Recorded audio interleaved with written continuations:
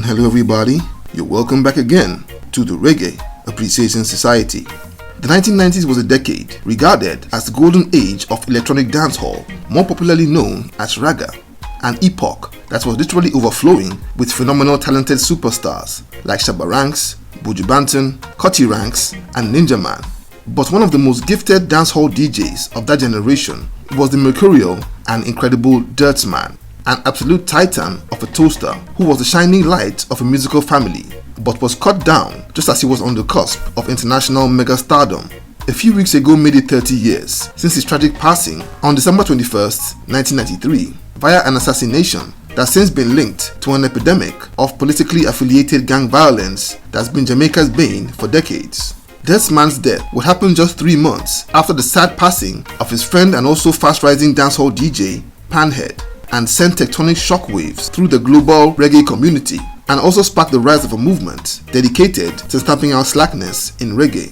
Despite there not being as much recorded material like his counterparts who outlived him, reggae commentators and fans have consistently and unanimously celebrated Dirtsman as definitely one of the greatest DJs to ever hold a microphone.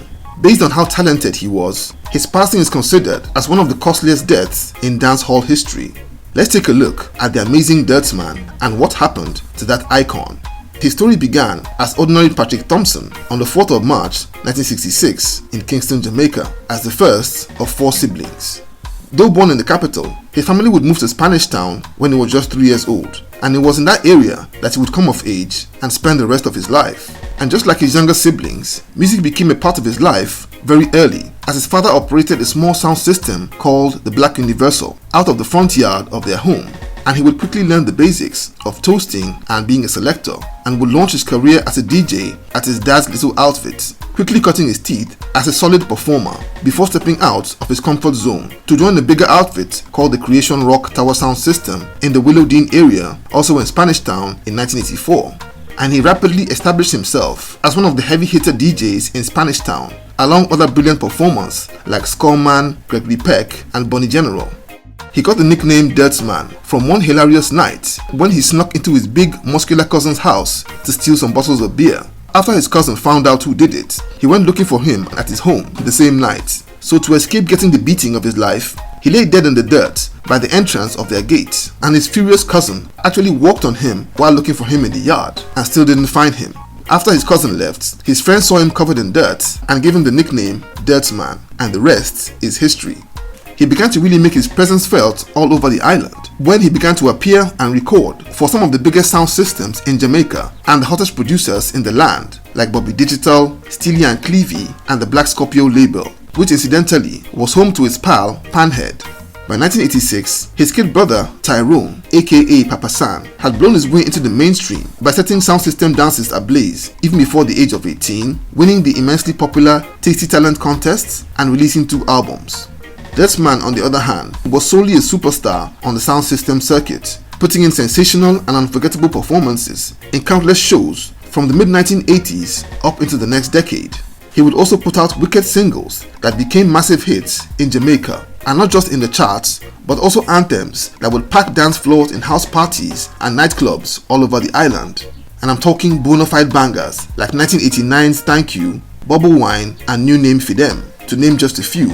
He was one of the favorite artists of legendary dancehall production duo Steely and Clevie, who considered him an absolute legend in the making, and his fame will quickly spread overseas as his dub plates and recordings from his numerous sound system performances found their way to the UK and mainland Europe, the US and Canada, as well as Japan, and won him legions of new fans in those places.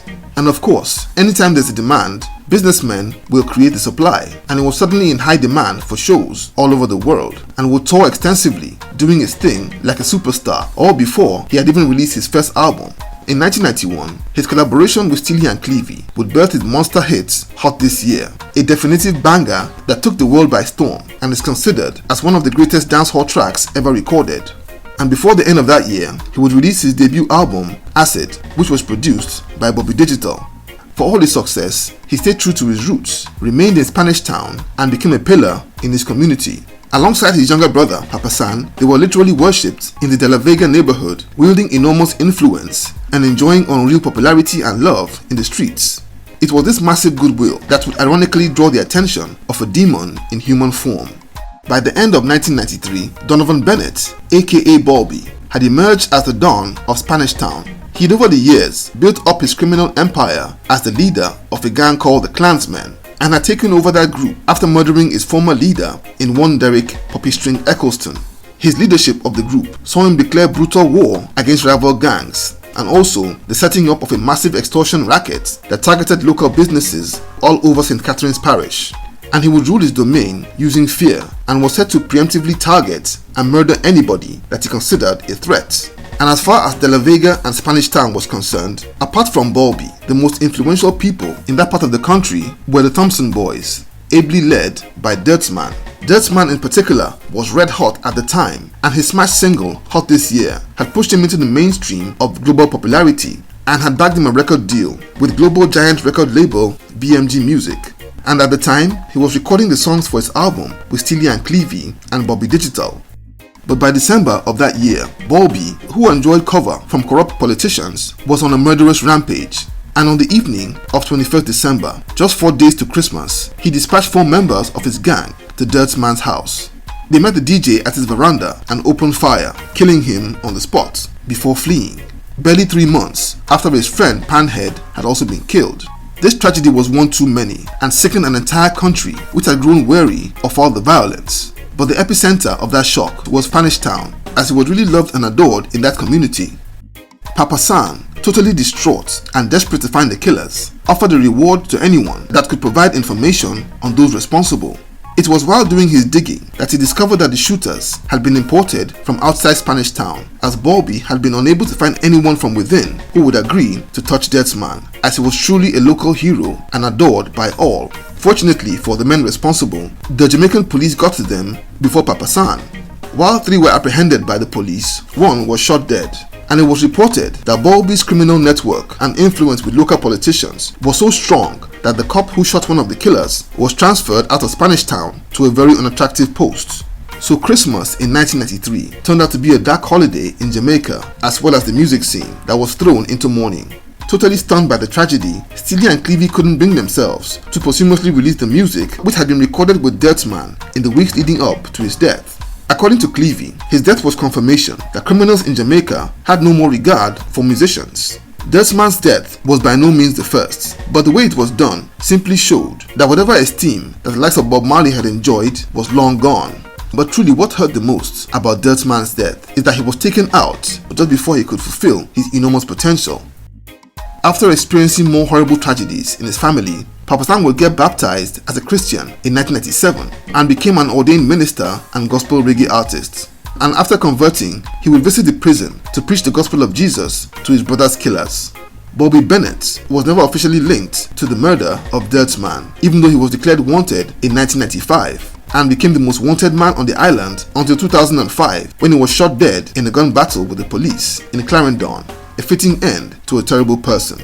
The horrible tragedy of Dirtsman and Panhead's sad deaths would inspire Buju Banton and Capleton to become Rastafarians, and Buju would release the track Murderer as a response to that horrible tragedy. 30 years after Dirtsman's murder, his memory is still celebrated as one of dancehall's most brilliant performers and one who was snatched away before the world could really see what he had to offer. Dirtsman will live forever in our hearts, a truly gifted human being that was one of the greatest to ever do it. So there you have it. Thank you for watching the video today. Please leave a like, subscribe, and until next time, God bless.